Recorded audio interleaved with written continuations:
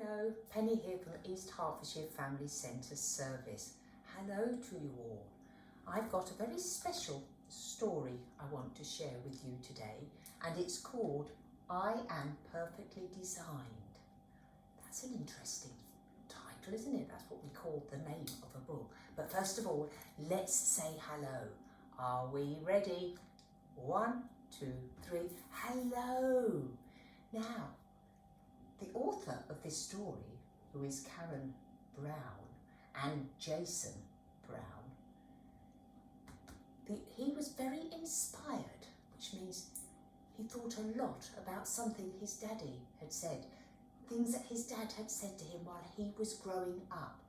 He taught him that whenever he was feeling just a little bit unsure, not quite sure about something, or feeling a little bit frightened or worried about something, his dad would tell him that he was perfectly designed, and that it gave him lots of confidence to think, you know, I'm good, I'm okay, I can do this. And he told him that being who you are is just fine, perfect. It can sometimes take a little while to feel like that, but we get there. So this story, as I said, is called I Am Perfectly Designed. And it's about a little boy with his daddy. Let's find out the things that they do.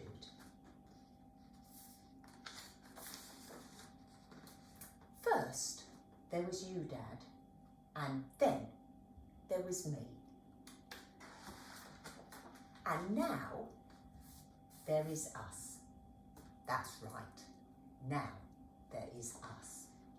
When you first saw me, you said, he is perfectly designed from his head to his toes. Can you touch your head to your toes? And I meant every word, and I still do. There he is, there's Daddy, helping him tie up his shoelaces. Oh look, I think they might be making tea together there. And when I was a baby, I looked like you, only I had no hair, and you had lots. There's Daddy, with lots of hair, and the little boy with no hair. And now it's the opposite. Daddy's not got hair, and the little boy has got lots. Yes, that's so true now. And the first thing I remember is being carried on your shoulders while you walked me all over the city. Do you remember that? I had such a big baby head. Look, there he is. On his daddy's back. He's waving away. Indeed. But you know, your big baby head was perfectly designed for you. So there they are now, rushing out the house, doing some lovely remembering. And when I was really little, I thought you could touch the moon. Do you remember that? We would sit on the roof and we would reach for it. Have you ever tried that, to reach up to see if you can get the moon or the stars? One day, you will be big enough to reach it yourself. But until then, it's perfectly fine to ask for help. And that's right, isn't it? Sometimes we all need help. Or do you remember when we used to dress up as syrup and waffle for Halloween, Dad? Oh look, there's Daddy, dressed up as some syrup. And there's the little boy, dressed up as a waffle. Oh, I do! Oh, that was awesome. I wonder what we will be this year. When I run in the park, jump in the park, and climb trees in the park, and pretend that I'm a statue in the park, you remind me that I am perfectly designed to explore the world. You are, and you will always be. Should we just sit still for a minute like a statue? That's it. Oh look, he's making that same face, look. And he's even gone and got his own stick so he could be like that statue. I suspect that's somebody who's been explored and looked around the world.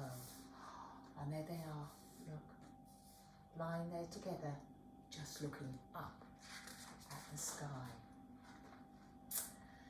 Sometimes, Dad, when I get mad or sad or just a bit confused, you just wrap me in your arms. I like that. Me too.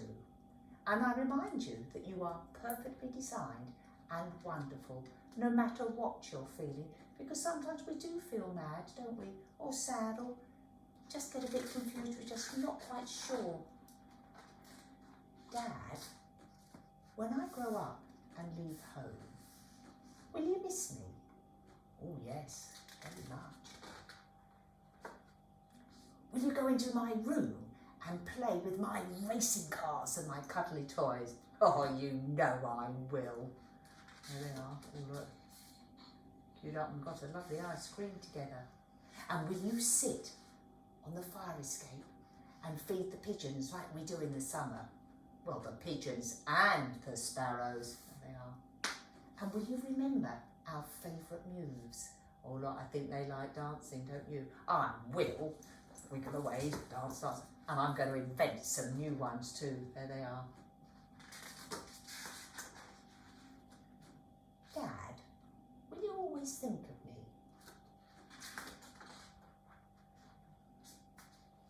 Always, said Daddy. You know what, Dad? What? I will always remember walking through the city, sitting on your shoulders, and maybe when you're older and I'm taller, I will carry you on mine, because we are perfectly designed for each other. That's right. I wonder if the little boy in the story will grow tall enough to carry his daddy on his shoulders. What do you think? I can remember doing things with my daddy too. He used to read me stories, and in the summer he would come home on the train and he would bring in a brown paper bag some cherries that he bought from the special market right by the train station when he would catch the train ready for coming home.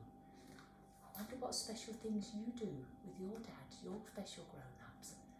Perhaps you could ask them, what did they do special when they were little? Can they remember?